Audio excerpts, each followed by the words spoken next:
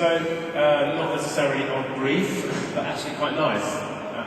And so now we have this question, so it's real, this is like our attempt to do real-time marketing. So what do we do with those? Do we put them on our Facebook page? Do we contact the authors and say, thank you very much, come and drive the car for a day? Do we ignore it? Either way, none of those questions would really have been posed 2 years ago. We weren't really thinking of trying to get a dialogue going and build the thing. And that's, for us, is a very small example of what we're trying to do in terms of moving the speed of culture. One of the truths, of course, of speed of culture is how do you manage it from a client perspective? It's really difficult. And I agree with that. It's been a huge learning curve at Volkswagen. I know at Volkswagen it's hard enough to respond to all the letters and phone calls we get in a week, let alone publicly and digitally within 24 hours. And I think the biggest learning for us has been that you need to work together as a team. And I think that's a really obvious thing to say. And we will be there, but it's actually quite difficult to do as well. One of the things that we've done is to manage social media, we've created a team of people from across the business. We've got fleet, we've got PR, operations, retail, and essentially what it enables us to do is we can listen to conversations and to talk about what we see and hear, and actually consider our response and the implications from a broad range of viewpoints, and ensure that how we respond is one voice and really considered. But it's not enough just to change one team. We know that to really operate at the speed of culture, we need to change the culture of the whole organisation. And that's something quite challenging and will take some time. A couple of things that we've been doing at Volkswagen is some training, so we've had some social media drop-in sessions to try and get people to understand what we're trying to achieve and get people on board and see the value of it. We've also got a customer hub at Volkswagen, so people from across the business can go into this room and listen to real-time customer conversations, really understand what people are saying and what's going on in the culture around us.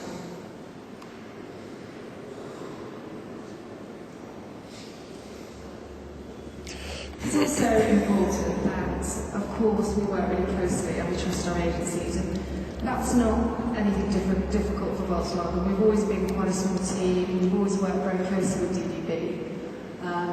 But one of the things we're working on at the moment, which I think is a big challenge, and the question is, how as a team do we prove the value, how as a team do we measure our performance and actually prove the value of operating at the speed of culture?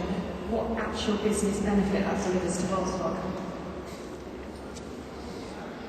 So Sarah's talked to you about changes on the client side, and the whole point is it is this partnership.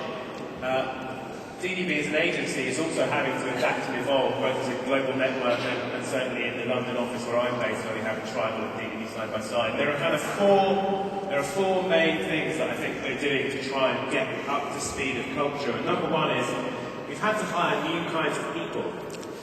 There is an industry, or as part of our communications industry, that are really, really good at reacting to news events. And of course, that's guys in PR, so my esteemed PR colleagues over here. And we've therefore hired quite a lot of PR skill sets into our organisation because they think like that. But we're trying to marry that then with the creativity and strategy of an ad agency culture.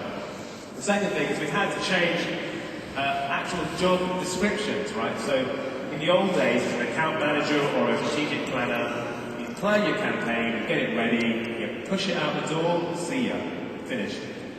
But what we're trying to do now is encourage guys to stay with the thing afterwards, keep looking and keep thinking and keep finding the opportunity to change it and grow it.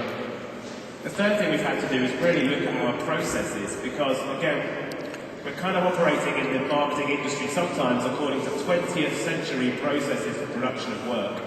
And we're in a 21st century environment, so how do we do that? And that has meant, getting real buy-in from the top of the organisation for speeding up the way we work and move through things. And finally, and perhaps most importantly, a change in the kind of work we're looking for.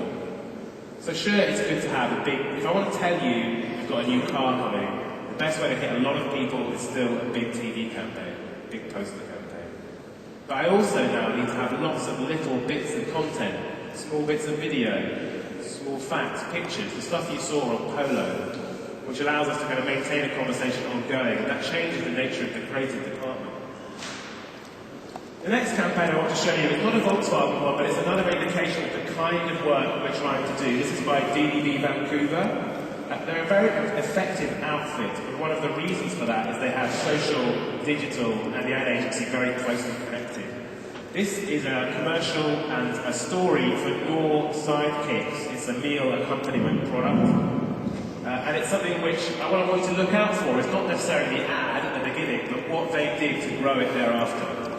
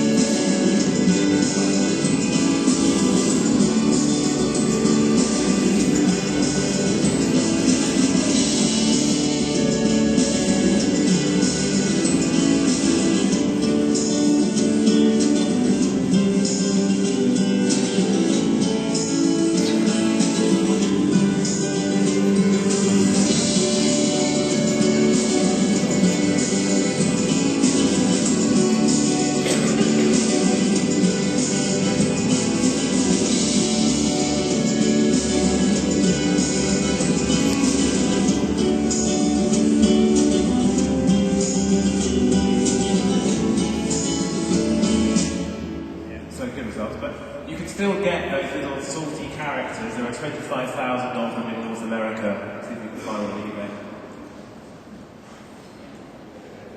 One of the final points I wanted to make really is how the nature of this kind of work is going to be a real challenge for creative departments in the agencies of tomorrow, because are the teams actually big enough to deliver the amount of content required? I think it's no surprise that there's a real growing development of crowdsourcing agencies. I'm sure you've heard perhaps of AdHack or Victors and Spoils in America. And those guys are busy working out how you can crowdsource lots of content to having a global creative department to potentially deliver work, and we'll see a lot more of that in the coming years. There's also a thought about investment for you, which is typically from a client and agency point of view, that's roughly how you spend your money. A small amount on content and quite a lot on distribution in media terms. We're quite excited by a world that looks a bit more like this. So, watch the media people. Which is ideally that we invest more money in great quality content. It could be film, it could be digital gaming, it could be applications, utilities, you name it. But if they're good enough, they'll be distributed for us at a lower cost. So everyone saves, frankly.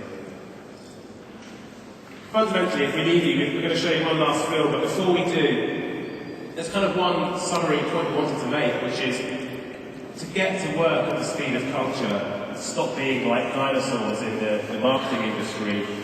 We think it actually requires quite a fundamental cultural change in terms of the kinds of people that we employ, the kinds of skills that we give them, the kind of outlook we expect them to have, And it's not just the agency world, it's also the client world, which is why we were so keen to do this together. It's a joint challenge which we need to rise to.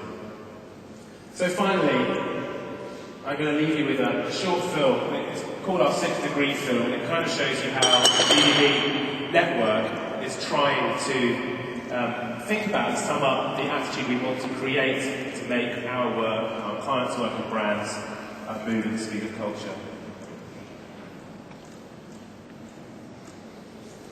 These days, a lot of people talk about 360-degree solutions. They try to surround consumers with advertising, using every channel and touchpoint, following people wherever they go, bombarding their target audience with intrusive messages at every turn. But the truth is, it just isn't working any longer. For one thing, it's incredibly expensive, and for another, intrusive messages can be pretty irritating after a while. So we have a different idea. Instead of surrounding people from 360 degrees, how about allowing people to spread things through their 6 degrees? You remember the old urban myth about 6 degrees of Kevin Bacon? The idea everyone in Hollywood could be connected to the actor Kevin Bacon in 6 steps or less. Rodney Dangerfield was in Caddyshack with Bill Murray, and Bill Murray was in She's Having a Baby with Kevin Bacon. Well, it helped spawn a whole new field of science, network science. Scientists discovered that nature has a hidden blueprint, a structure that connects us all. In a world of 6 billion people, it turns out that we really are connected to everyone else by just 6 steps, 6 degrees. Every one of us is at the centre of our own human network. A group we naturally love to share with. People are no longer the end point of all of our communications. They're just the beginning. They can help us spread the word. So instead of going against the flow, what if we gave people content that they really want, when they want it, and let them pass it on and outwards through their own 6 degrees?